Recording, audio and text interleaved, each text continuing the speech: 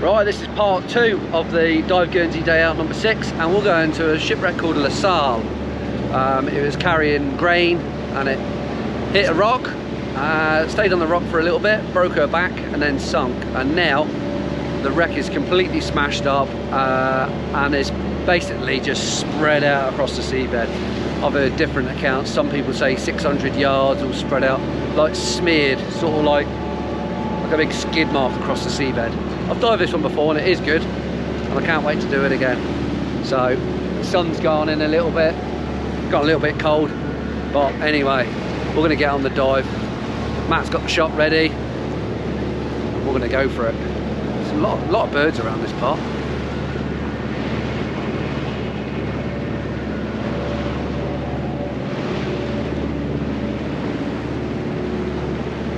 I'm not sure what they are. I think they're shearwaters.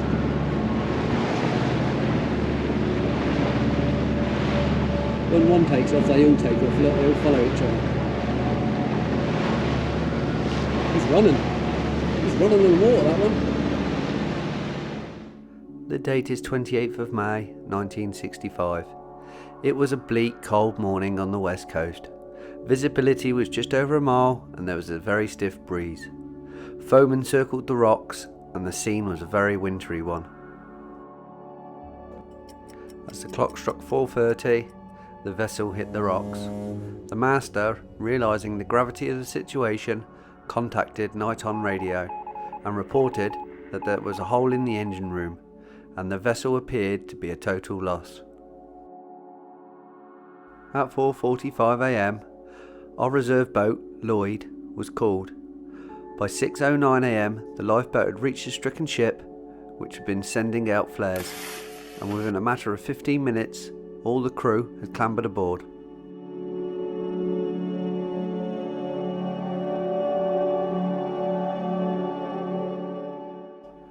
The captain, Douglas Trail, also had on board his wife, Molly.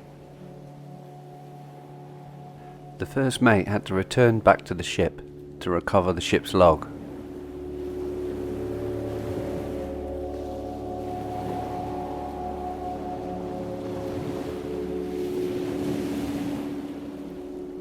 It wasn't long before this 5,879 ton gross vessel had started to fall apart. As with most shipwrecks, salvage had begun, with people collecting materials that have washed up on the beaches.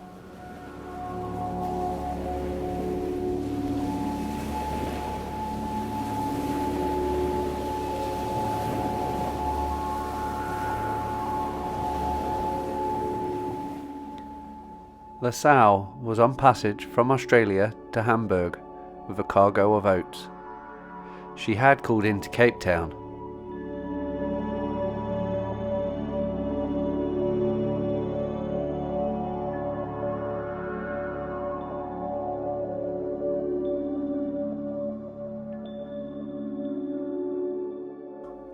As the shipwreck comes into view, I can tell straight away it's teeming with life.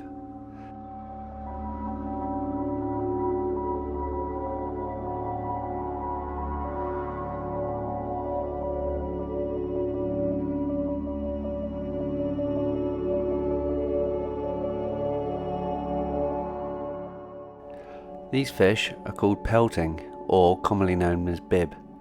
They are a small fish and they are in the same family as cod, with their distinctive chin barbel and a deep body. They are coppery coloured and often have distinctive vertical banding.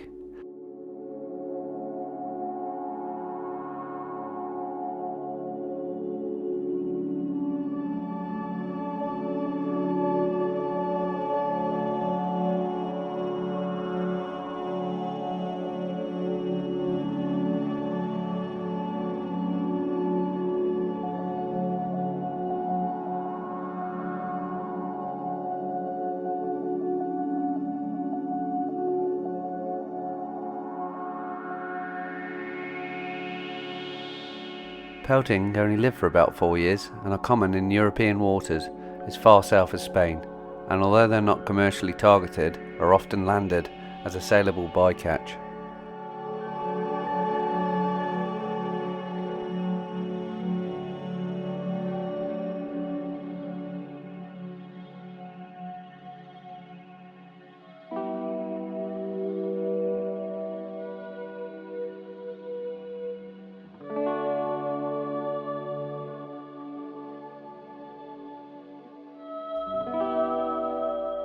Pelting are normally always found on shipwrecks. There must be something about them that are attracted to iron and steel.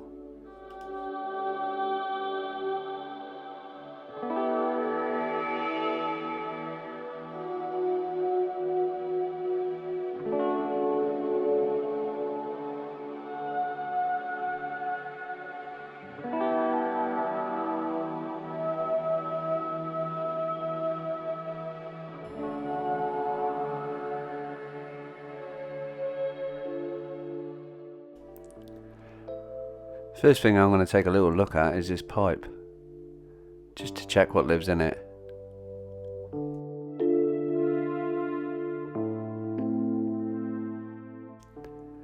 Just what I thought, a large conger.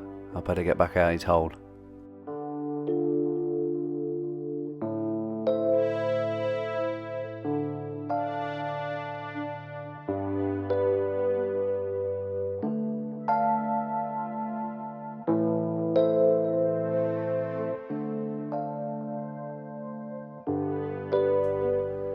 So this is the third tube I've found of like this size.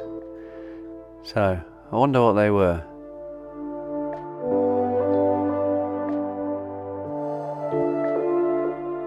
If I had to make a guess what they were, I would have said they're the derrick crane bases, the tubes which run up to hold the top supports.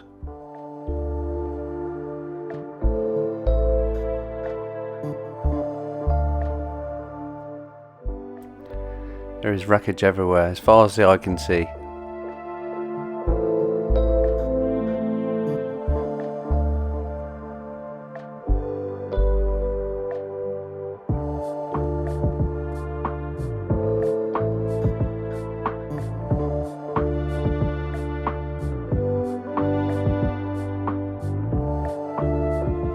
First mission is go and pack up the anchor and try and tie it in somewhere.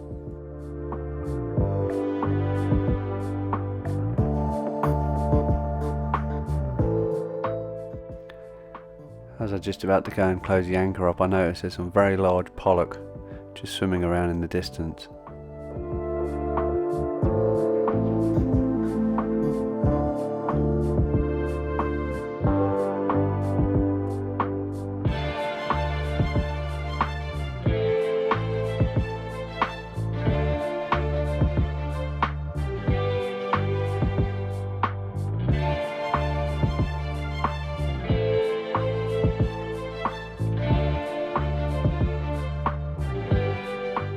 Some sort of machinery, a cog of some sort.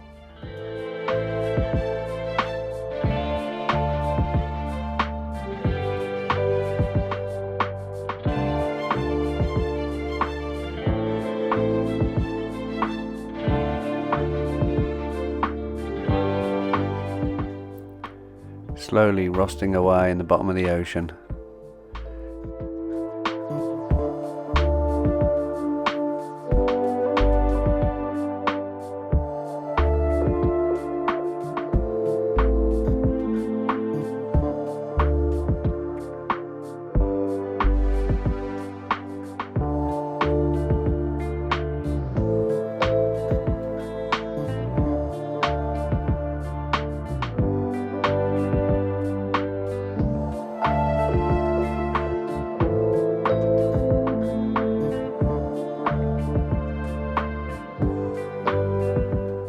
Although this looks like rocks, it's actually bits of wreckage.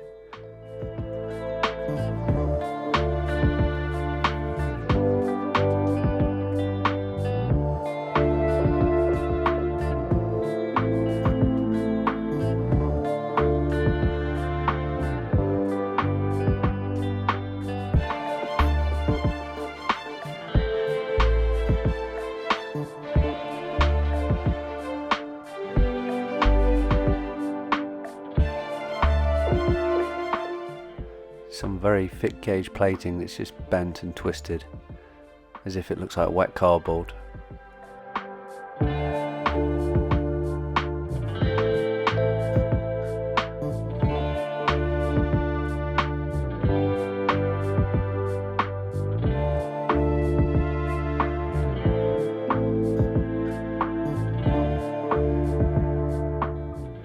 This is one very large bollard.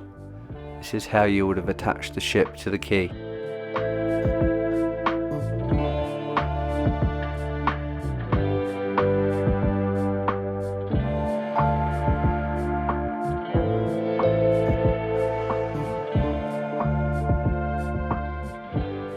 Marine growth has ceased to grow underneath these large plates.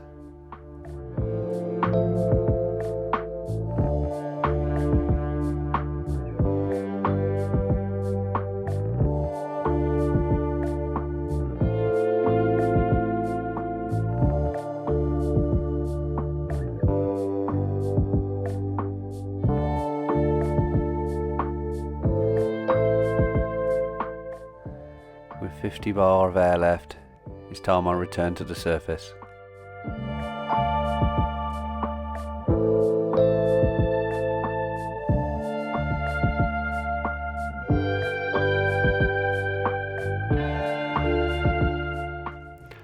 One last quick glimpse before I leave this world once again.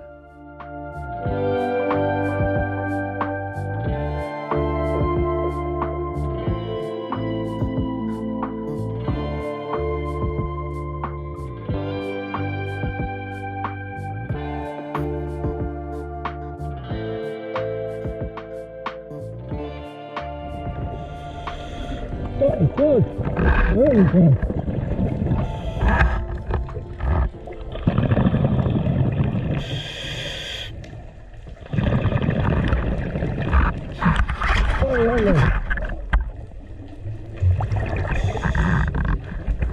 Really good.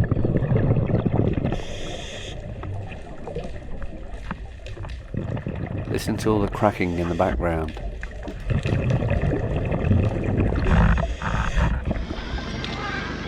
You hit the money on that one, mate, straight on the wreck. Big tube, big plates, all sorts, bits of engine, bits of cogs, all sorts. I enjoyed that a lot. And there's loads and loads of pelt down there, big ones. Oh, buzzing after that.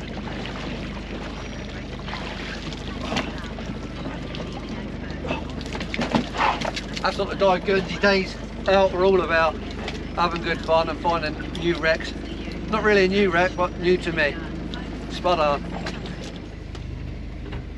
So this is where the Salle is, and a Sambiel. This is what it hit. Probably, I don't know if it hit Liberian or Sambiel, but I think it was over Sambiel.